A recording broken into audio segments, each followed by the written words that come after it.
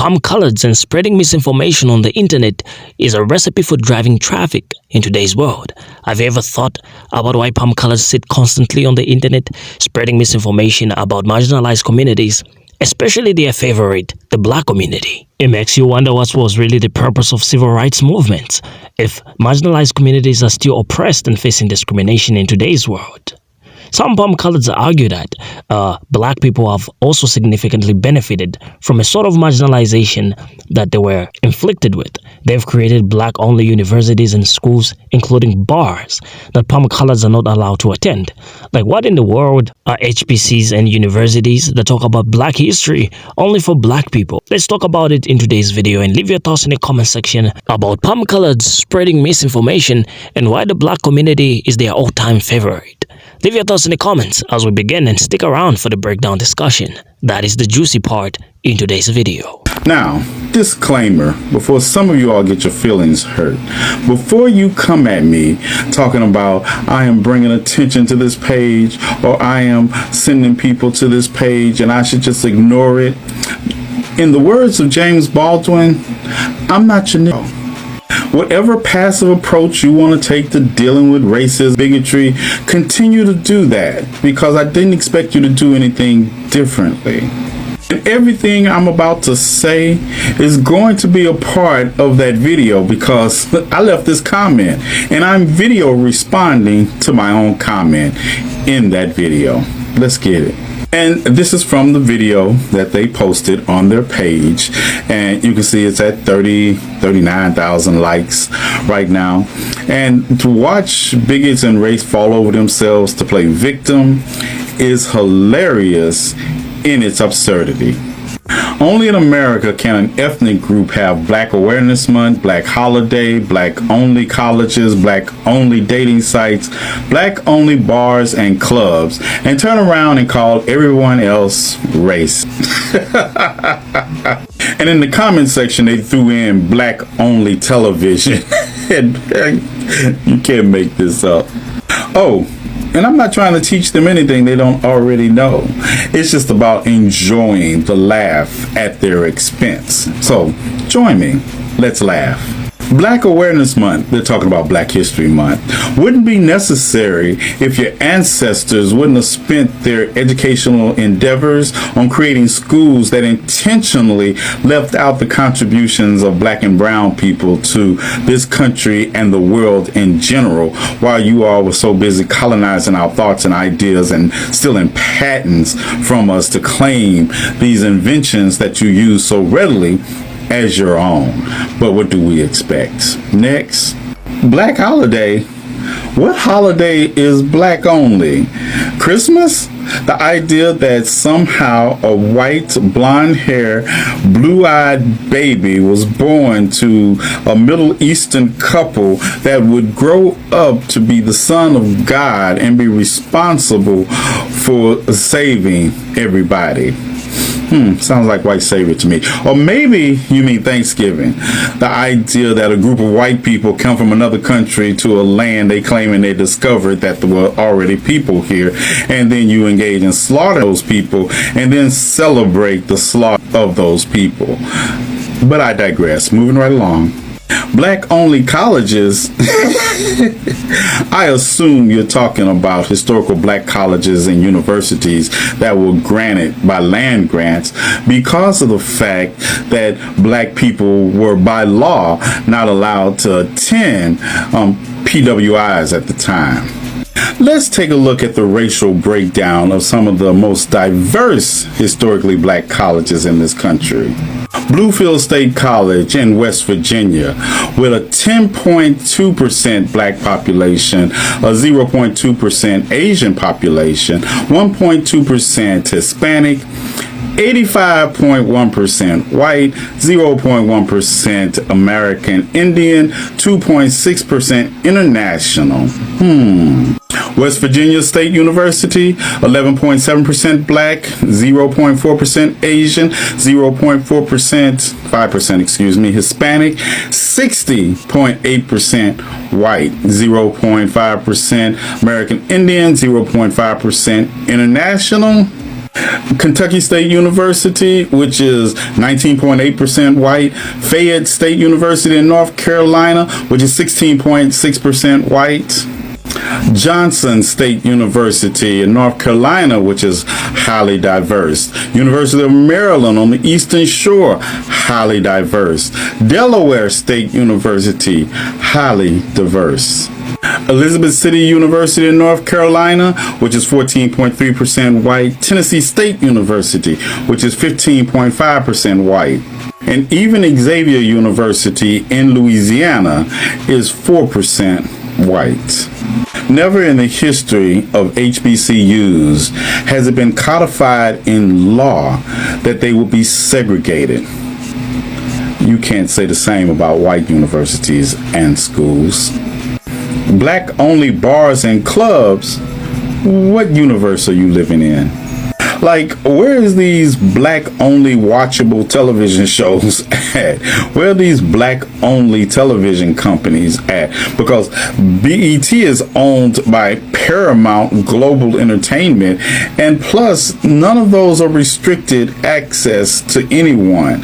Not like, during the golden age of television, as you all call it, when you all were dressing blackface before you allowed a black person to play a role on a TV screen. Yeah. Y'all also did it to indigenous people. All these white people running around playing indigenous people is one of the reasons why this country's history is so misguided when it comes to indigenous erasure. Yeah, y'all did that. You want to colonize a narrative of victimhood so bad because this is your legally binding history. The white-only era in this country of ownership and segregation was codified by law. And the only people who cannot acknowledge that are race and bigots. Quick question before I leave. How does it feel?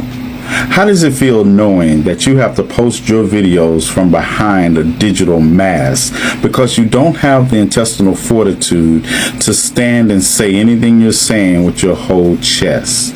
And also knowing that you have to come to your comment section and see a black man that is unapologetically black laughing at your weak ass. Yeah, that's gotta eat you up, doesn't it? You know what they say that we got from the civil rights movement? It says they banned discrimination in public accommodations, public education, and employment, and prohibited race-based restrictions on voting. All of that is not true. What we actually gained from the civil rights movement was white people's tolerance. What happened is white people slipped on sheep's clothing to hide the wolf. You get a smile, and then they call you an imp in their head. What we got was the ability to not integrate, but to interact with people who hate us. What we got from those laws is white comfort. They got the ability to say, look, we ended Jim Crow. Look, we passed laws that give you the same opportunity as us. So y'all being poor and all the other issues that the black community goes through is our fault as black people. Because look, we have the same opportunities. Meanwhile, the CIA is putting drugs in our neighborhoods. Meanwhile, when they hire black people, it's just to fill a quota, and it's usually the least paying job. What they did was create more reasons to capture black men and put them in prison, which is the plantation. That's what our peaceful protesting got us. What we got from peacefully protesting was water hoses on our children, dog attacks, burning our churches. As we protested peacefully, they attacked us violently, and they enjoyed it. And when they were done and the world was looking at them like y'all are some horrible people, that's when they wanted to stop. That's when they passed those laws so that they could look good. And that's what it looked like to the rest of the world. But here, we knew that we were suffering, that we were still dying, we were still being hung, we were still getting captured by police and put back on the plantation called prison. And every now and again, you see a black person raise up to the level of white people or close. And they get to be an example for white people to say, look, this negated. What we got is them trying to erase slavery from the history books or make it seem like we benefited from slavery in some cases in the South. So it wipes the slate clean for white people. And they left us with the same title of violent, barbaric, stupid, poor. And now it's not their fault, it's ours. Here we go with that good old argument about, but there's all black colleges and universities and clubs, which is really funny. Okay. So, and then black people get free things as if those things are free. Like, ay. All right. So there was a time, it wasn't that long ago, where black Americans could not attend colleges and universities. Like, they couldn't go to any old college or university that they wanted to. There was definitely a time when they couldn't go to any college or university. And then it was a matter of not having access to many colleges and universities that said that they were exclusive and they were a whites-only college or university. So what did black Americans do? Well, they're pretty smart people, so they said, you know what? Let's build a college and university so that we can educate ourselves. And that's how we got HBCUs. It's far more detailed and nuanced than that, but basically. So it wasn't about wanting a place that could be exclusive. And it certainly isn't free. I don't know where the free part's coming, although in my opinion it should be. But it was about filling a need that was not there. There are many white people that go to HBCUs. I know white people, who attended historically black college or university. They are not exclusive black schools. They don't allow only black people to go there. Clubs. This is a funny one. There aren't clubs that you can't go to if you're white. So I'm not really sure what you're talking about. And they certainly aren't free. Not even on ladies' night. So yeah, like the argument just doesn't make any sense. So anytime there's a black event, Miss Black America, that was because there weren't black women allowed in the Miss America pageant. It wasn't because of, hey, we want to be just black Miss America. No, the goal always was to have access to everything that other Americans had. And when that didn't happen, they said, well, let's create one for ourselves, which makes sense if you think about it. It's not really a tough concept, but I hope that helps. I get it. Palm colors are jealous of not having their own holidays, such as black-only holidays, the so-called black-only holidays, the palm colors are pointing to. So what is the significance of days such as Juneteenth? Because this is June, and palm colors are coming out in this month. Talking about this. So Juneteenth holds profound significance for the black community in the United States as a day of celebration, remembrance, and reflection. The first one is the Emancipation Announcement. So Juneteenth commemorates June 19th, 1865, when Union General Gordon Granger arrived in Galveston, Texas, and announced the end of slavery. So there is that, right? There is that to celebrate for, the announcement of the end of slavery. This announcement came 2.5 years after the Emancipation Proclamation, making it a symbolic moment of freedom for enslaved African Americans in Texas and making it effective end of slavery into the Confederate South. And in another video, we did talk about why Juneteenth is not just a day for blacks alone.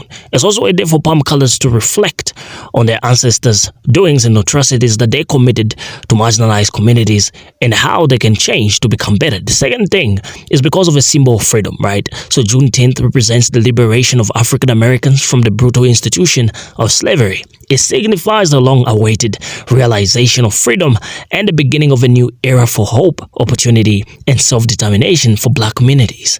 The other thing is cultural heritage. Juneteenth is a celebration of African American culture, history, and resilience. It provides an opportunity for communities to honor their ancestors who endured slavery and struggled for freedom, while also celebrating their contributions to the cultural fabric of the United States. And in another video, we did talk about the contributions that enslaved African Americans brought to the United States. And we're not saying that it's a good thing, but we did talk about institutions of finances.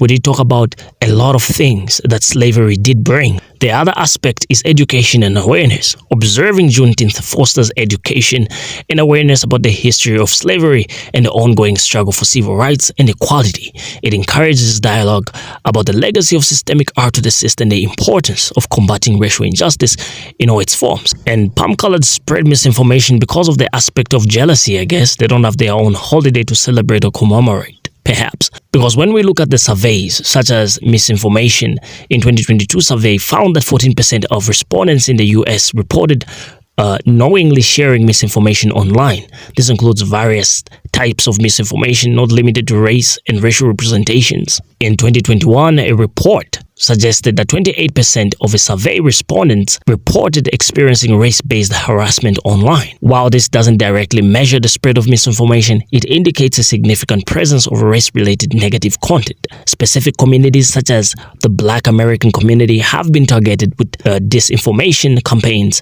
A report highlighted that millions of Black Americans are regularly exposed to false and misleading narratives on social media. Like, why do palm colors do this all the time? You tell me. But I think it's an aspect of them not having their own day of celebration because they were not liberated, right? But they need liberation from R2D. Perhaps they can make a day for that and commemorate it. Now, for some people out there asking why palm colors do this all the time, the thing is purpose and tactics. So targeted disinformation campaigns are designed to exploit existing social, political, or cultural divisions. They find loopholes to that and exploit them sometimes for followers, to gain a following on social media. They often use emotionally charged content to provoke strong reactions and increase the spread of false information. So there's that, right? The fact that online or media promotes such content, especially if palm colors produce it, also further exacerbates the notion of them spreading disinformation. Specific targets. Now, these campaigns frequently target marginalized groups such as racial minorities to amplify existing prejudices and create division. You see that? To amplify. So they want this marginalization. It's good for them. They benefit from that. For example, Black Americans have been targeted with disinformation to influence political opinions and suppress voter turnout. Are you seeing that?